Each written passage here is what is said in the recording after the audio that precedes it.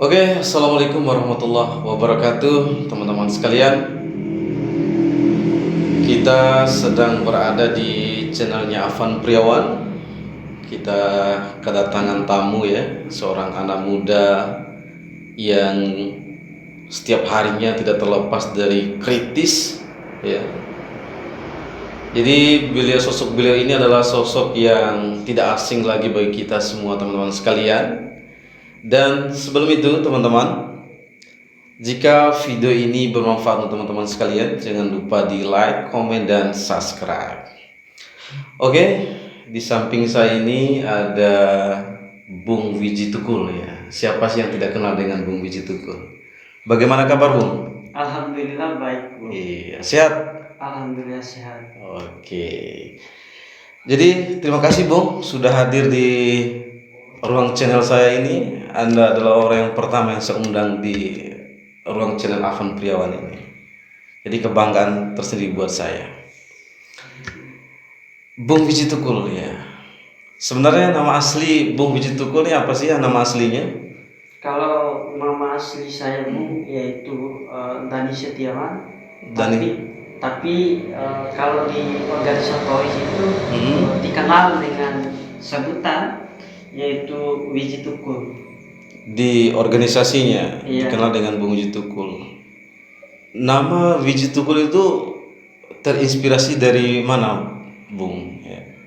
Kira-kira? Kalau dari mulanya nama Wiji Tukul itu pada saat saya kader di Himpunan Mahasiswa Islam di cabang Mataram pada saat 2016, ada salah satu senior ya, dia pada saat itu memanggil saya yaitu Wiji Tukul gitu. Tiba-tiba saya kaget gitu loh, kenapa beliau itu memanggil nama saya Wiji Tukul gitu. Tak tahu terus itu dia cerita gitu bahwa kamu itu seperti Wiji Tukul gitu.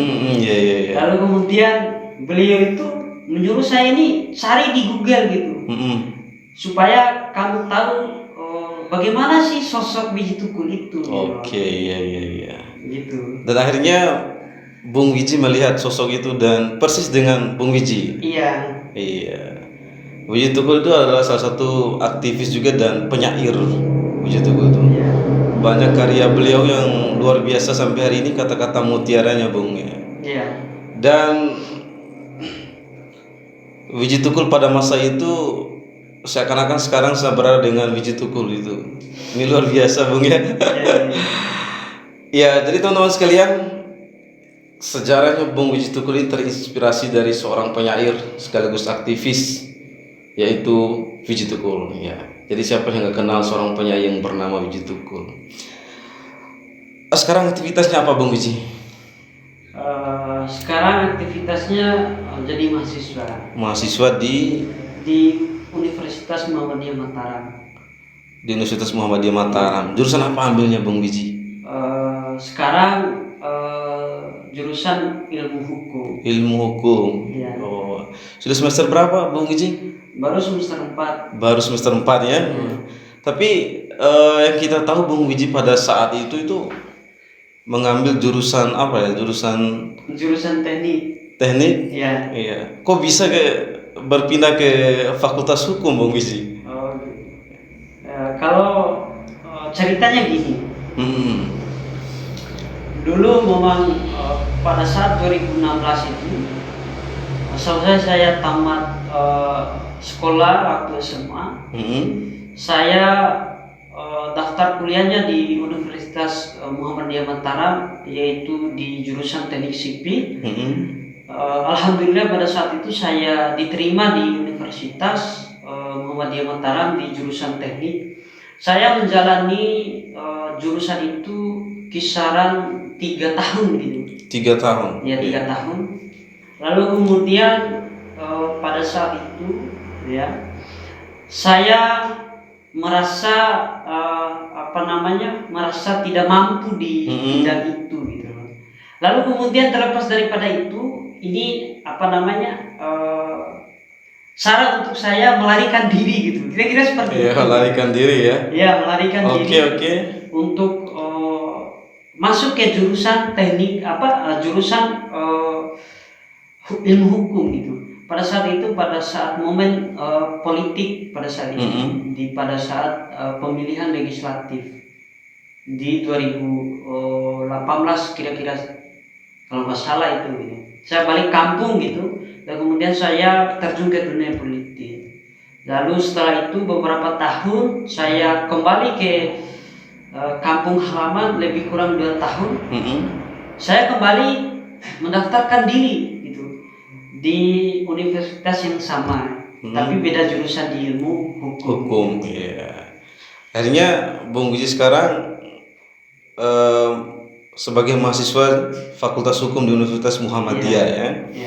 Artinya Bung Wiji menemukan kenyamanan ya di jurusan yang Bung Wiji ambil sekarang ini. Iya. Ya, luar biasa nyamannya ya ketimbang jurusan sebelumnya. Tapi bukan berarti jurusan sebelumnya itu tidak baik Bung Wiji ya. Hanya saja kesanggupan dan kemampuan Bung Wiji yang tidak memadai. Nah, kita banyak mendengar cerita tentang Bung Wiji ya. Luar biasa Bung Wiji, kita lihat secara kasat mata pun di dunia sosial pun kita sering melihat Bung Wiji itu seorang yang kritis abis Bung Wiji. Bung Wiji mulai menanam diri itu sebagai aktivis itu sejak kapan Bung Wiji? Apakah sejak Bung Wiji masuk kuliah atau sebelumnya sudah memang kepengen jadi aktivis itu? Kalau berbicara itu, sebelum saya menjadi sebelum jadi mahasiswa, di dalam diri saya udah saya tanamkan gitu, bahwa saya harus jadi aktivis. Ada pada saat itu saya ingat, saya lupa tahun berapa, tapi ada kejadian di desa saya, yaitu Desa Bara. Ada sekelompok mahasiswa dan pemuda pada saat itu melakukan aksi demonstrasi, kalau tidak salah terkait dengan persoalan TPA yang ada di kabupaten yang ada di Desa Bara pada saat itu. Saya melihat gitu, ada sosok anak muda yang begitu luar biasa yang menyampaikan isi hatinya. Mulai dari situlah saya tertarik gitu. Dan mulai disitulah saya di dalam hati saya tertanam bahwa saya harus seperti dia. Oke, luar biasa. Jadi ada satu motivasi yang membuat Bung Wiji pengen jadi aktivis dan akhirnya jadi mahasiswa dan tercapai juga keinginan Bung Wiji jadi aktivis itu. Oke, luar biasa. Namun begini Bung Wiji, menjadi seorang aktivis kan tidak mudah Bung Wiji ya. Kita harus banyak menyuarakan aspirasi rakyat gitu kan. Kita harus teriak di jalanan untuk menyampaikan hal-hal baik demi rakyat. Kira-kira Bung Wiji selama jadi aktivis itu pernah nggak sih dicaci maki sama orang misalnya gitu, atau Bung Wiji yang mencaci maki orang misalnya seperti itu? Pernah nggak sih Bung Wiji mengalami hal seperti itu? Ya, kalau saya dicaci maki oleh orang pernah itu. Lebih kurang pada tahun 2017 gitu. Pada saat itu saya mengkritik di desa itu ada namanya BUMDes, usaha milik desa gitu. Iya, badan usaha milik desa.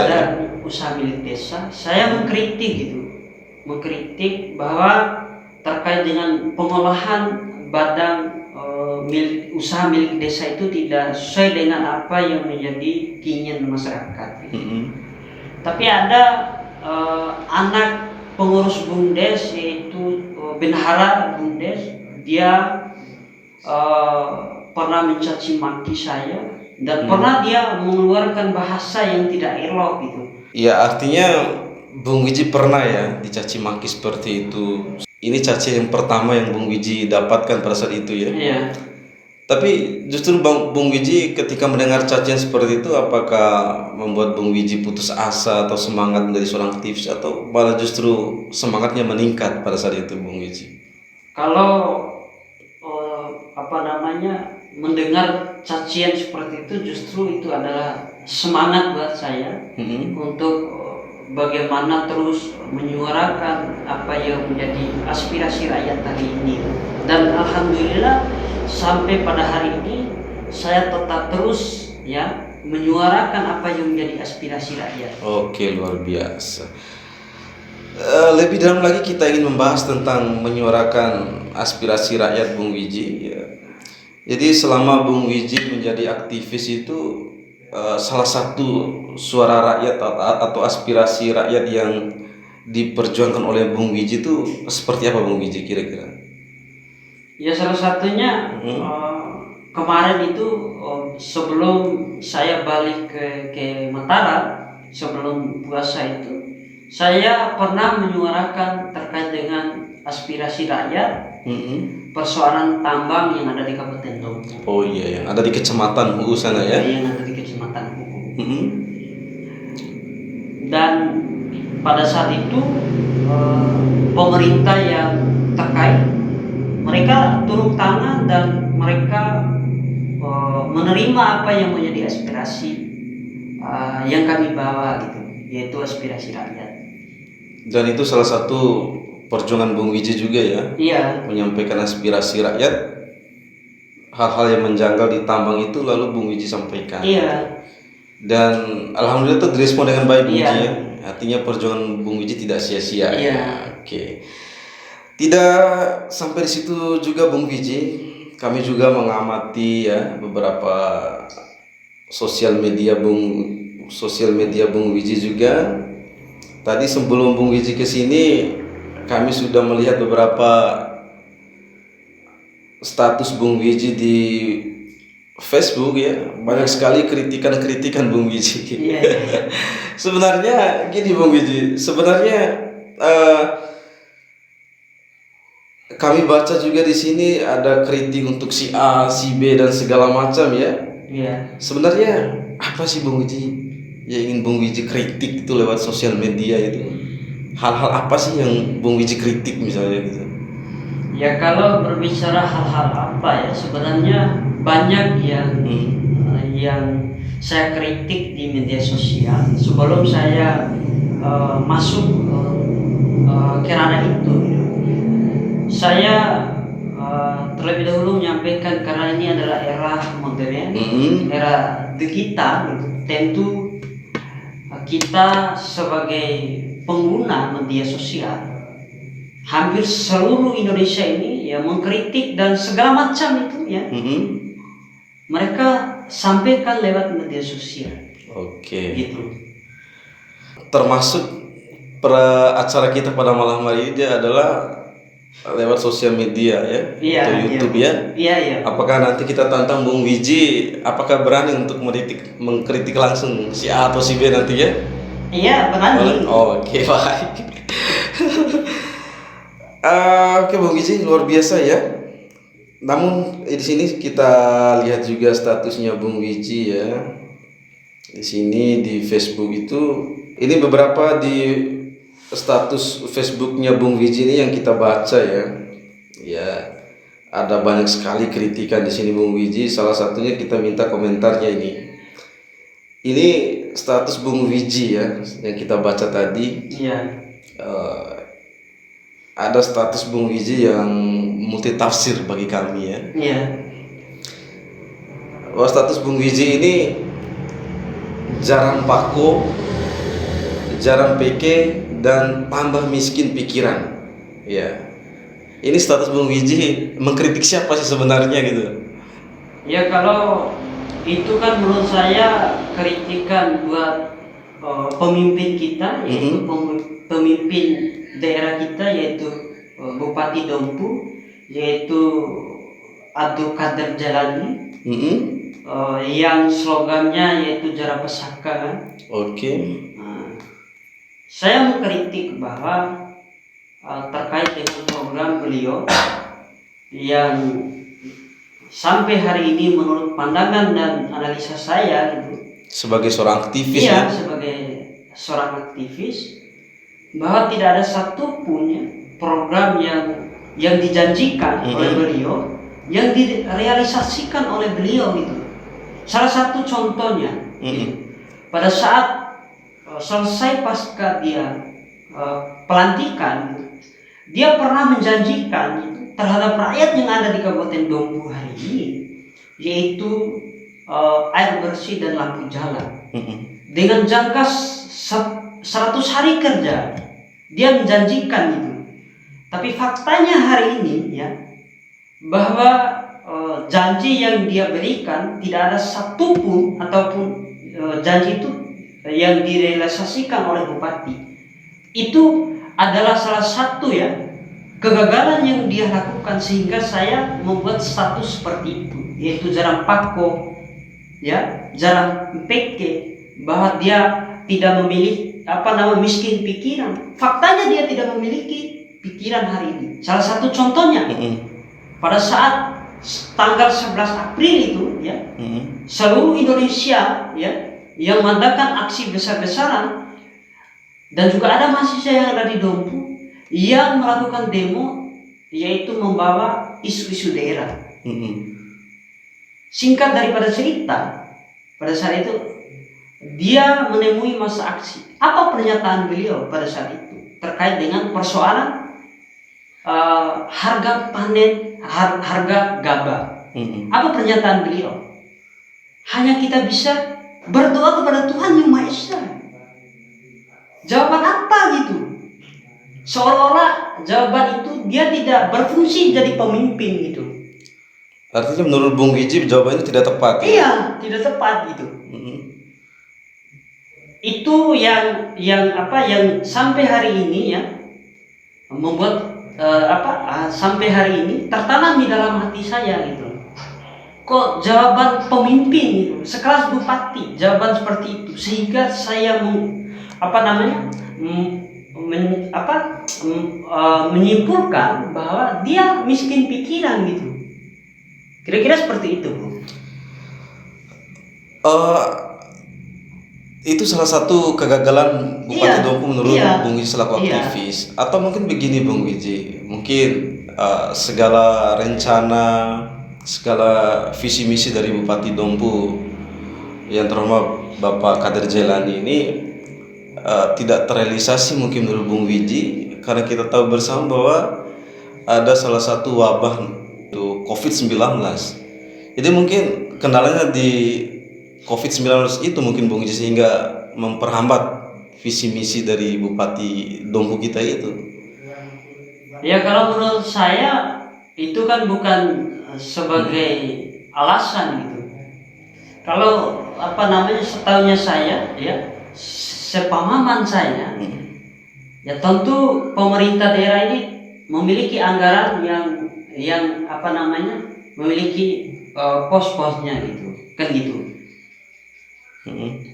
Tentu wabah yang melanda kita ini bukan menjadi alasan utama gitu loh, sehingga dia tidak mampu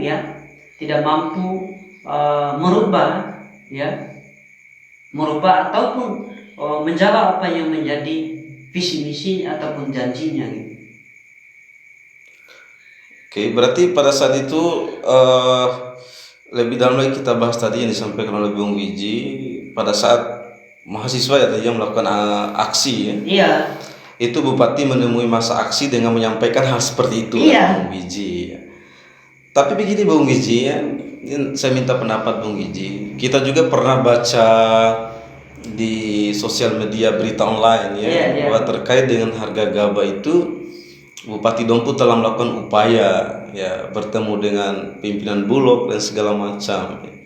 Jadi apakah Bung Wiji tidak mengakui bahwa itu adalah salah satu upaya dan solusi dari Bupati Dompu gitu? Menurut saya itu sah-sah saja. Cuman gini Bu, kita ini kan memiliki ya peraturan otonomi daerah. Sebenarnya ya, pemerintah daerah ini harus mau dan suka tidak suka ya, harus memakai otonomi daerah supaya kebutuhan rakyat di sektor pertanian ya terjawab gitu. Karena di dalam undang-undang otonomi daerah itu jelas mengatur tentang kewenangan pemerintah daerah tanpa ada intervensi pemerintah pusat dan pemerintah provinsi. Tapi lagi-lagi Bu, pemerintah daerah hari ini ya tidak memiliki hati gitu. Coba mereka memiliki hati, tentu mereka memakai yang namanya peraturan otonomi daerah itu. Otonomi daerah itu ya Bu, tentu bisa kita memakai yang namanya monopoli harga. Ya. Monopoli harga. Iya, harga. Seperti apa itu, Bung? Monopoli harga itu pihak Bulog ataupun perusahaan di bawah Bulog ini ya harus berani mengambil harga gabah sesuai dengan penetapan harga yang dikeluarkan oleh pemerintah daerah. Tapi faktanya hari ini ya pemerintah daerah seolah-olah mereka sibuk lobby kiri kanan belah dan itu kan Bu. Coba mereka memakai peraturan otonomi daerah tentu tidak konflik berkepanjangan. Gitu. Menurut Bung Wiji ya, pengetahuan Bung Wiji atau fakta di lapangan menurut Bung Wiji, peraturan otonomi daerah ini tidak digunakan oleh pemerintah daerah, Bung Wiji ya? Iya, tidak digunakan. Dan itu sepengetahuan Bung Wiji atau memang fakta? Fakta yang terjadi hari ini. Sehingga harga bara itu tidak ada solusinya ya? Iya.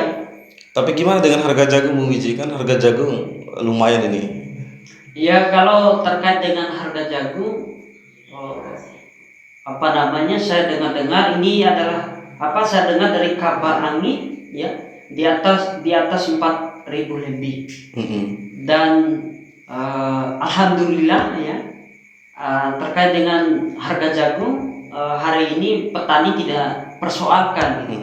Yang menjadi persoalan hari ini adalah persoalan gabah yang sampai hari ini yang sampai hari ini tidak ada solusinya. Iya, tidak ada solusinya gitu.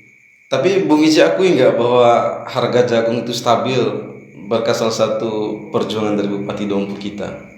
Saya melihat daripada sejarah pada saat 2021 itu bahwa ada ya oknum-oknum bagian daripada pemerintah daerah khususnya Bupati Dompu mengklaim diri bahwa harga jagung ini ya hasil daripada perjuangan Bupati Dompu. Justru itu terbantahkan bahwa hampir seluruh daerah yang harganya di atas harga HPP nasional yaitu daerah Kabupaten Bima, Sumbawa, Gorontalo gitu. Mereka harganya di atas HPP. Coba di daerah Kabupaten Dompu ya harga jagungnya di atas harga HPP-nya, baru itu kita akui itu adalah bagian daripada perjuangan Bupati Dompu Saudara Muhammad Kadir Jelani. Tapi terkait dengan harga sekarang itu bukan hasil daripada perjuangan Bupati Dompu pandangan saya gitu. Karena memang ini adalah harga nasional gitu. Ini kebutuhan pasar sehingga harga jagung di atas harga HPP. Oh begitu ya. Oke, Bung Wiji, ini luar biasa ya Bung Wiji. Semakin larut ini pembahasan semakin luar biasa ini. Tapi Bung Wiji, kalau kita membahas semuanya tentang Dompu ini tidak cukup waktu ya Bung Wiji ya. Saya minta satu kata aja dari Bung Wiji. Satu kata Bung Wiji ya, tadi kan banyak sekali mengkritik Bupati Dompu gitu loh. Ada nggak sih dari sudut pandang Bung Wiji sebagai seorang aktivis satu saja kelebihan Bupati Dompu gitu? Kelebihan beliau yang mengurus kuda gitu. Itu kelebihan menurut saya. Karena kenapa? Karena beliau hari ini menjadi ketua pengurus kuda terbaik di NTB. Itu adalah salah satu menurut pandangan saya bahwa sisi baiknya beliau. Oke. Berarti masih ada sisi baiknya beliau. Iya, masih. Khusus di Bung Wiji ya. Iya. Tapi kita tidak tahu ya bagaimana pandangan orang di luar sana selain Bung Iji ya. Iya, Saya Bung. rasa Bupati Dompu juga saya pribadi itu luar biasa Bung Iji ya. Tapi justru beda pemahaman sekarang karena seorang aktivis itu lebih paham ketimbang kita ya. Aktivis itu di lapangan luar biasa. Oke Bung Iji, terakhir sebagai penutup pertemuan kita pada malam hari ini, Bung Iji bicara di depan kamera, bagaimana sarannya kepada Bupati Dompu saat ini gitu loh. Ya, saran saya selaku aktivis dan selaku ya putra asli daerah Bumi daerah Ipaku ya. Pesan saya, stop, jangan cari cari muka, stop pencitraan, urus rakyat yang anti Kabupaten Dompu, lebih khususnya mengurus rakyat petani padi hari ini yang masih berteriak dengan harganya. Itu saja, Bu. Baik, terima kasih Bung Wiji. Itulah saran Bung Wiji kepada Bupati Dompu kita. Ini adalah suara anak muda aktivis Dompu ya, yang besar di Kota Mataram. Seorang Bung Wiji yang luar biasa kita kenal sehari-harinya sebagai seorang yang kritis ya. Oke, terima kasih Bung Wiji. Luar biasa, semoga nanti kita tayangkan di YouTube tersampaikan aspirasi Bung Wiji. Amin, amin. Terima kasih Bung Wiji ya, luar biasa kritikannya pada malam hari ini. Semoga nanti setelah kita upload di YouTube, pemerintah daerah mau mendengarkan ya. Amin, amin. Justru saya bangga Bung Wiji, kenapa saya undang Bung Wiji ke sini, biar kritiknya lebih elegan Bung Wiji ya. Siap. Daripada di lapangan panas teriak pakai mic ya. So Siap. ini lebih elegan saya. Iya, Bu. Siap. Oke, tidak menutup kemungkinan di lain kesempatan kita undang lagi Bung Wiji dengan pembahasan tentang kemajuan daerah kita. Siap, Bu. Siap. Terima kasih Bung Wiji. Luar biasa.